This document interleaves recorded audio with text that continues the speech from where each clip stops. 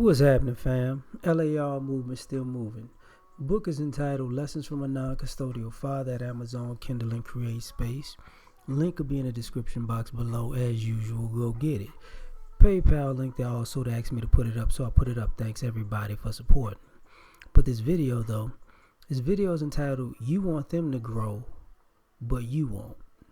I was having this conversation with my mother about this, where there's this issue of hypocrisy where people can see all of your flaws, your red flags, your dysfunction, and they can tell you all the changes that you need to make with yourself. And while they're so focused on the changes you need to make, and if you hear something from multiple people about yourself, then it's probably true, right? So you as a person, you're hearing the same thing over and over and over again from different people who don't know each other. Then obviously that's something that says something about your character, whether it's positive or negative. But here's the thing. Everybody wants you to change. I had a volatile temper. So I had to learn patience. Learn to keep my mouth shut, learn to not be so confrontational, right? Learn to be less of a hothead, just at the end of the day. But was it just part of my personality? Because I don't have a problem with confrontation to this day. But here was the problem. Confrontation and volatile approach is effective. It gets stuff done, right? So, and the problem with that is people have this hypocrisy where they want to be talked to nicely and kindly and with respect and want you to treat them with all kind of reverence. But when you do that, they don't get stuff done. You got to go at their head. You got to be very aggressive and assertive with them, because a lot of people take kindness for weakness. So when you put your foot on their neck, all of a sudden they know how to conduct themselves like an adult. So it was for me. I did the thing that was effective.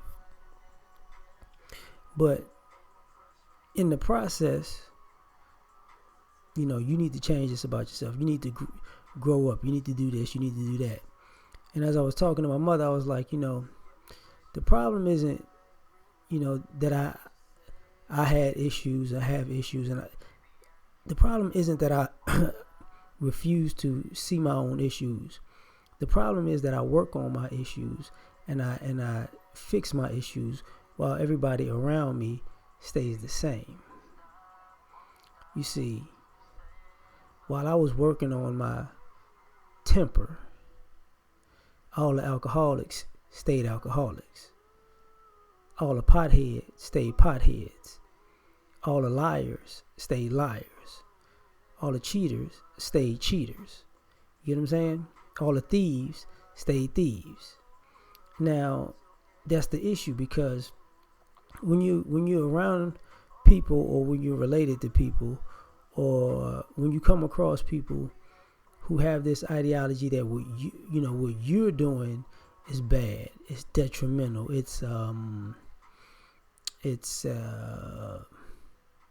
was about to say adversarial, but no, that's not what it is. It's triggering, right?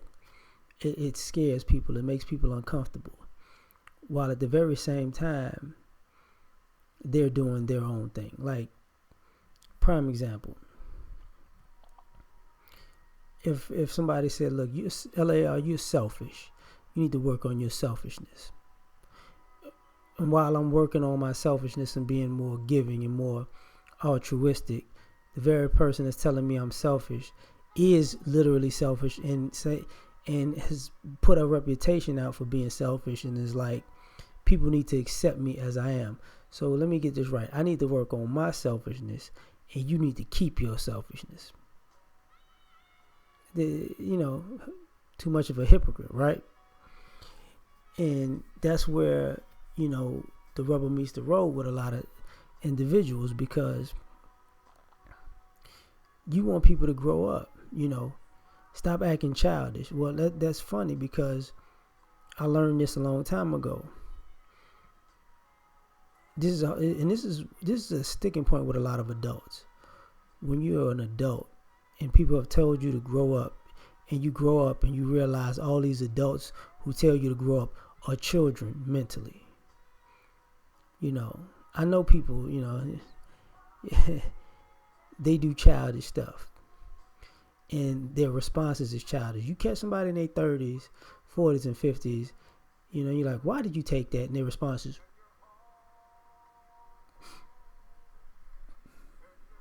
you too old for that.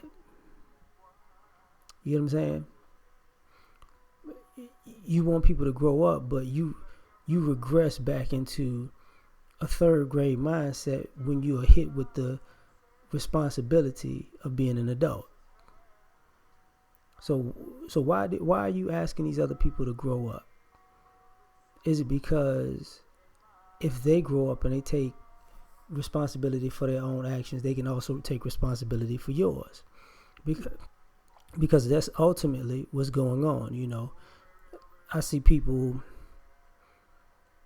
wanting you to be more grown, more enlightened, and then, how can I say this? They want you to be more God-like while they're devilish, hiding behind the Bible. I need you to be more like Jesus, but you're more like Judas, though. Well, see, God is still working on me, but we worship in the same God, so I should have the opportunity to be able to change. But here's the problem.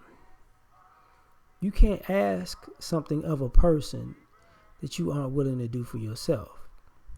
So if you're asking a person, if you're telling people what they need to work on, and they say, okay, fine, and they work on it, but at the same time, people are telling you what you need to work on, and you're saying, mind your business. It's a problem. Because ultimately, what is going to happen? The very people you telling to work on themselves, they're going to outgrow you. And this is a difficult conversation to have with another adult, when you're like, look, we're both grown in age, but I'm not hanging out with children anymore. I'm not hanging out with people who think like children. I'm not hanging out with people who respond like children. Since you want to be grown when it's convenient and a child when it's convenient, you stay your grown childish behind over there. And don't you ever come in my presence again until you grow up. Because this is what winds up happening. A lot of people wear out their welcome by putting themselves out there. And what I mean by putting themselves out there, what I mean is this. I mean, you put yourself out there as, I'm competent. I know what I'm doing. And because I'm competent and I know what I'm doing, I expect you to be competent too. So you need to grow up and get on this competent level. And then when you get on that competent level, you start to realize, okay, so how come you're acting incompetent in everything you do? And then it's like, wait. You asked for improvement, but you never improved. Because some people do the very thing that they feel like works for them in life. They stay there. They stay stagnant. They don't try to grow and evolve and become more productive and more effective. They become time wasters, right? And this is where a lot of problems come in, because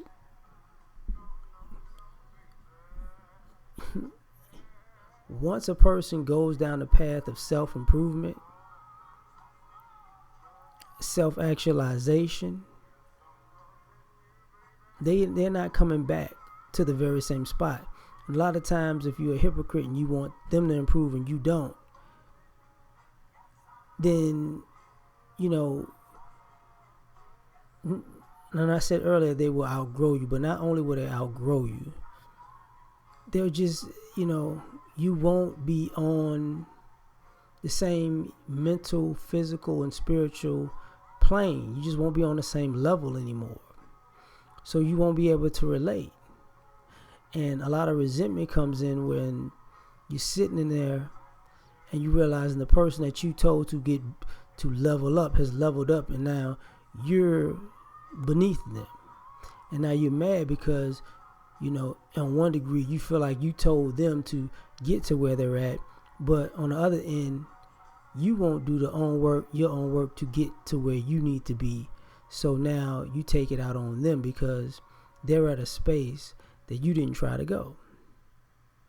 So ultimately, you know, you asked them to grow up while you didn't, but you mad at them because they're grown now and you need work. So we out. Peace.